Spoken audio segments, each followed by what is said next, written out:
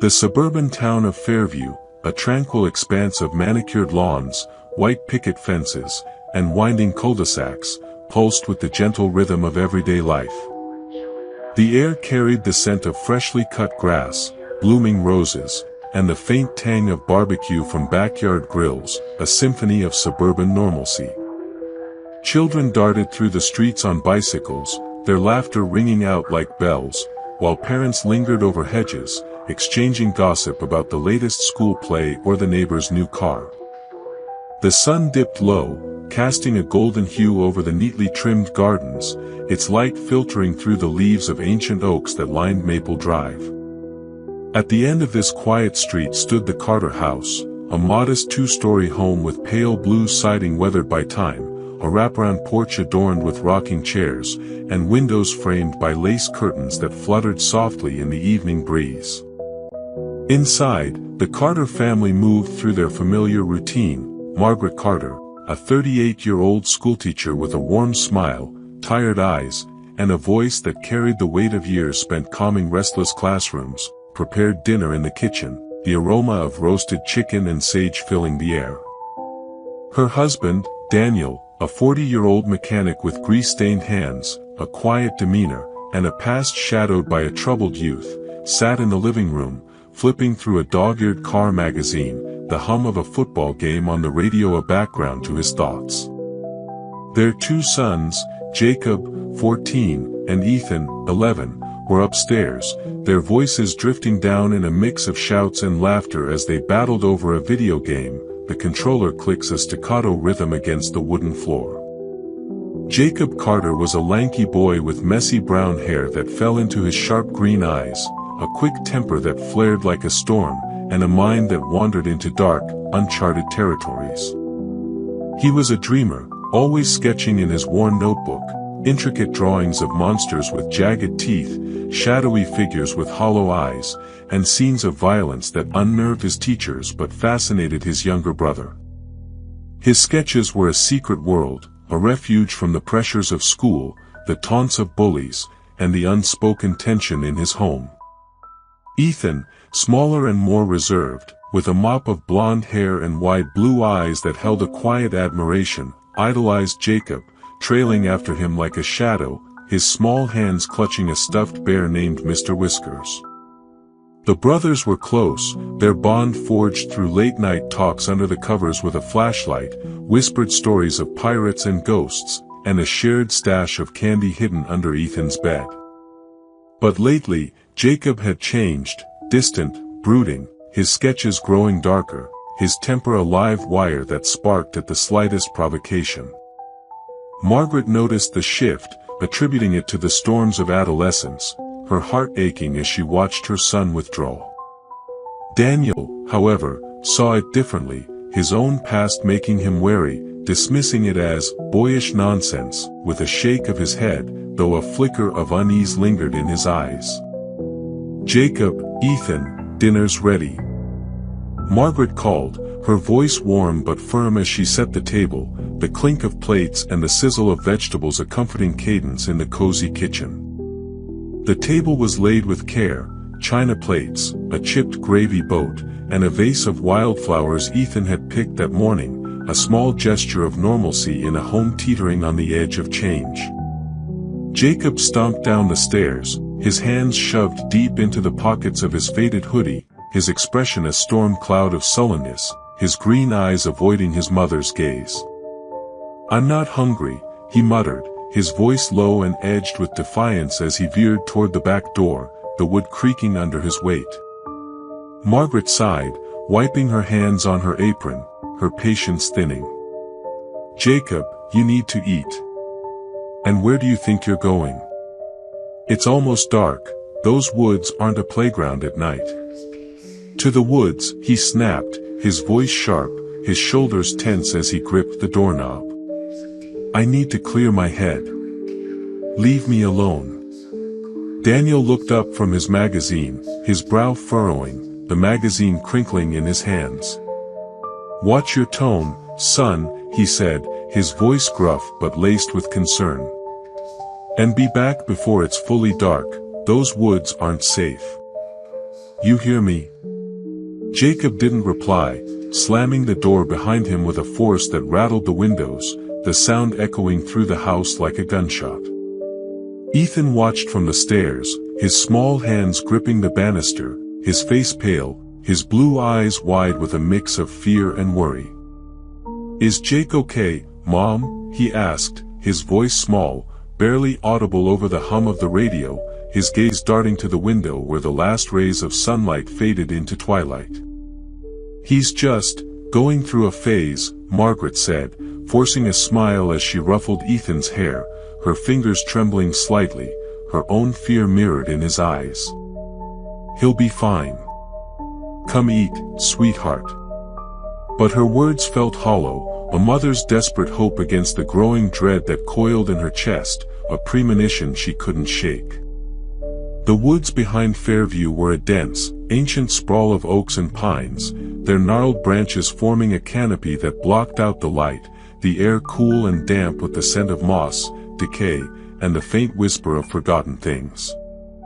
Jacob had always found solace here, a sanctuary where he could escape the noise of his family, the relentless taunts of his classmates, the weight of a world that seemed to conspire against him.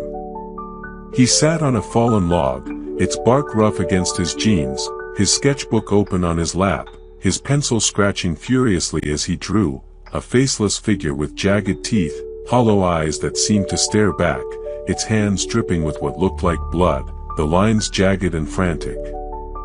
The drawing was a mirror to the darkness growing inside him, a rage he couldn't name, a hunger for something he couldn't define, a need to lash out, to reclaim control, to silence the voices that whispered in his mind. As the sky darkened, the woods growing thick with shadows, a rustling in the underbrush startled him. He looked up, his heart racing, his pencil pausing mid-stroke, the graphite smudging the page. "Who's there?" he called, his voice echoing through the trees, the sound swallowed by the night, the silence pressing back with a weight that made his skin prickle.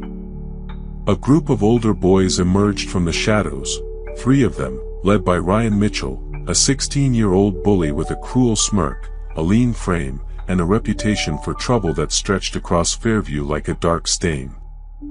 Ryan and his friends, Kyle Jennings, a stocky boy with a mean streak, and Derek Holt, a wiry redhead with a nervous laugh, had tormented Jacob for years, their taunts a constant thorn in his side, calling him Creepy Carter, mocking his drawings, spreading rumors that painted him as a freak. Well, if it isn't Creepy Carter," Ryan sneered, his voice dripping with malice as he stepped closer, his shadow looming over Jacob, his sneakers crunching on the leaves. "What's the freak drawing now? More of your little monster friends? Gonna scare us with your creepy art?" "Leave me alone, Ryan," Jacob said, his voice low, his hands clenching into fists as he stood, his sketchbook slipping to the ground, the pages fluttering in the breeze, exposing his dark creations to the night. Ryan laughed, a harsh, grating sound that echoed through the trees, kicking the sketchbook into the dirt, his boots smearing the pages, the ink bleeding into the mud. "Or what? You gonna cry to your mommy? Oh, wait, she's too busy pretending you're not a psycho. Maybe we should burn those drawings, give you something real to cry about." Kyle and Derek snickered, circling Jacob like wolves, their eyes glinting with anticipation, their breaths visible in the cooling air. The rage inside Jacob boiled over, a red haze clouding his vision, his hands trembling with a fury he could no longer contain. He lunged at Ryan, his fist connecting with the older boy's jaw with a satisfying crunch, the impact sending a jolt up his arm, the taste of blood sharp in the air. But Ryan was bigger, stronger, his years of football practice giving him an edge, and he fought back with a ferocity that caught Jacob off guard. The fight was brutal, a tangle of fists, elbows, and knees, blood spilling onto the leaves, the boys shouting as they grappled in the dirt, the woods alive with their struggle. Ryan pinned Jacob to the ground, his knee pressing into his chest, his breath hot and sour, his smirk replaced by a snarl. "You're gonna regret that, freak," he growled, pulling a lighter from his pocket, the flame flickering to life, a small but menacing glow in the darkness. Jacob's eyes widened, his struggles growing frantic as Ryan held the lighter close, the flame licking at his cheek, the heat searing his skin with a pain that tore a scream from his throat. "Let's see how pretty you are when I'm done," Ryan hissed, pressing the flame closer, the fire catching on Jacob's hoodie, the fabric igniting with a whoosh, the flames spreading quickly, engulfing his face, his hair, his screams echoing through the woods like a banshee's wail as he thrashed, trying to smother the blaze with his hands. Kyle and Derek stepped back, their laughter fading into uncertainty, their faces pale as they realized the gravity of what Ryan had done, but Ryan didn't stop, his eyes wild with a sadistic glee, his hand steady as he held the lighter, the fire a living thing that consumed Jacob's flesh. The pain was excruciating, a white-hot agony that seared through his nerves, his skin blistering and melting, his screams raw and guttural, a sound that seemed to shake the trees. By some miracle, Jacob managed to roll into a muddy puddle, the water extinguishing the flames, the cold a shocking contrast to the heat, but the damage was done. He lay there, gasping, his face a ruin, burned beyond recognition, his skin melted and scarred, his lips charred into a permanent, grotesque smile that stretched too wide, too unnatural, his eyes bloodshot and unblinking, the white stark against the blackened flesh, his hair gone, replaced by patches of raw scalp. The woods grew silent around him, the rustling of leaves and the distant hoot of an owl the only sounds, a stillness that pressed against his broken body, his mind reeling as the pain gave way to a darkness that whispered his name. Back at the Carter house, Margaret paced the kitchen, her worry mounting as the clock ticked past 9, the hands moving with agonizing slowness, the silence of the house a stark contrast to the usual chaos of her boys. "He should have been back by now," she said, her voice trembling as she glanced at Daniel, who was lacing up his work boots, a flashlight in hand, the beam flickering as he tested it, his face etched with concern. "I'll find him," Daniel said, his tone gruff but laced with a father's fear, his hand steady despite the tremor in his voice. "Stay here with Ethan. Keep the doors locked." He stepped into the night, the fog rolling in from the woods, the beam of his flashlight cutting through the mist as he headed toward the trees, calling Jacob's name into the darkness, his voice swallowed by the shadows. Ethan sat on the stairs, his small hands clutching Mr. Whiskers, his stuffed bear, the fabric worn from years of comfort, his blue eyes wide with a mix of fear and longing. "Mom, what if Jake's hurt?" he whispered, his voice trembling, his gaze darting to the window where the fog pressed against the glass, a ghostly veil that hid the woods. "He'll be okay, sweetheart," Margaret said, pulling him into a hug, her arms trembling, her own fear mirrored in his eyes, her heart pounding as she forced a smile. "Dad will bring him home. Let's wait by the phone." But her words felt hollow, a mother's desperate hope against the growing dread that coiled in her chest, a premonition that something was terribly wrong, a mother's instinct that screamed in the silence. Daniel found Jacob an hour later, lying unconscious near the muddy puddle, his face a nightmare of burns, his breathing shallow, his body limp in the dirt. "Oh, God, Jacob," Daniel whispered, his voice breaking as he knelt beside his son, the flashlight beam trembling in his hand, the sight of Jacob's ruined face a punch to his gut. He scooped Jacob into his arms, the boy's weight a heavy burden, his skin hot and slick with mud and blood, and ran back to the house, shouting for Margaret to call an ambulance, his voice raw with panic, the fog clinging to his clothes like a shroud. The hospital in Fairview was a small, outdated facility, its walls a faded green peeling at the edges, the air thick with the scent of antiseptic and despair, the fluorescent lights buzzing overhead like a swarm of flies. Jacob spent weeks there, his face wrapped in bandages that soaked through with blood and pus, his screams echoing through the halls, a sound that haunted the nurses, their faces pale as they administered morphine, the drug a weak shield against his agony. The burns were severe, 3rd degree across most of his face, his eyelids fused shut, his lips gone, his once handsome features replaced by a grotesque mask of scar tissue that pulsed with every heartbeat, the skin taut and shiny, the scars a roadmap of his suffering. The doctors did their best, their hands steady as they grafted skin from his thighs, their voices low as they discussed the prognosis, grim, irreversible, a life altered forever. Margaret and Daniel sat by his bedside, their faces pale, their hands clasped together as they prayed for a miracle, their tears falling onto the sterile sheets, their whispers a plea to a God who seemed deaf. When the bandages finally came off, weeks later, Jacob stared into the mirror the nurse handed him, her hands trembling, her eyes averted as she stepped back. His bloodshot eyes, now unblinking due to the fused lids, reflected a stranger, a face that was no longer his, a grotesque mask with charred lips curled into a permanent, horrific smile, a smile that stretched too wide, too unnatural, a smile that made the nurse flinch and look away, her breath catching in her throat. "What am I?"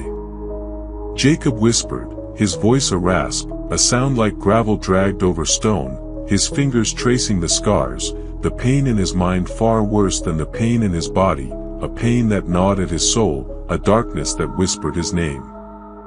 "You're still our son," Margaret said, her voice trembling as she reached for his hand, her tears streaming down her face, her fingers brushing the rough, scarred skin, her touch a lifeline in the abyss. "We love you, Jacob. We'll get through this, together." Daniel nodded, his jaw tight, his eyes glistening with unshed tears, his voice a low rumble. "We'll find a way, son. You're stronger than this." But Jacob didn't hear them. The boy he'd been, dreamer, brother, son, was gone, burned away in the woods, replaced by something darker, something broken, a creature forged in fire and pain. The rage that had simmered inside him for years now boiled over, a white-hot fury that consumed him, fueled by the memory of Ryan's laughter, the flame against his skin, the betrayal of a world that had turned its back on him.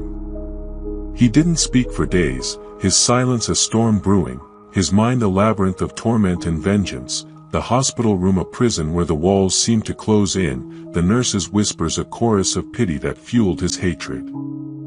When he was finally released from the hospital, Jacob returned to the Carter house, but he was a stranger in his own home, a ghost haunting the halls he once knew.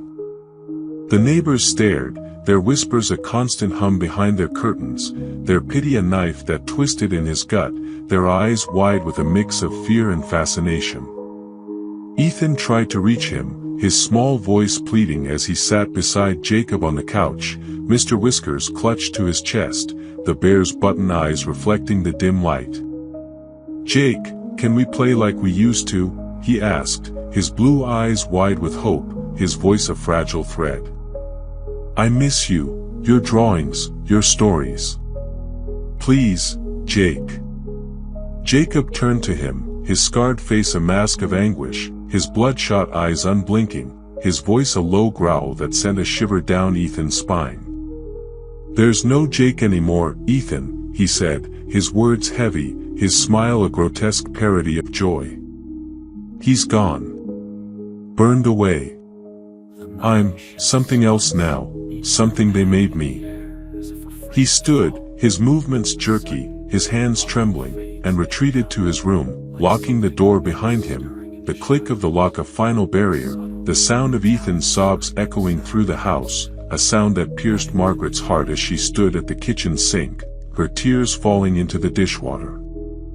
That night, Jacob sat at his desk, the room dark except for the faint glow of a candle, his sketchbook open, the pages yellowed and torn, his pencil scratching furiously as he drew, a figure with his own scarred face, the smile stretched wide, a knife in its hand, blood dripping from the blade, the lines jagged and frantic, the ink black as night.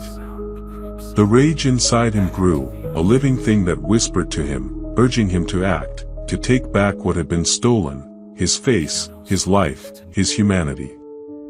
He slipped out of the house, his parents asleep, the house silent except for the creak of the floorboards, and made his way to the woods, the place where it had all begun, his footsteps silent, his mind a storm of violence, his scarred face hidden beneath the hood, the night his ally.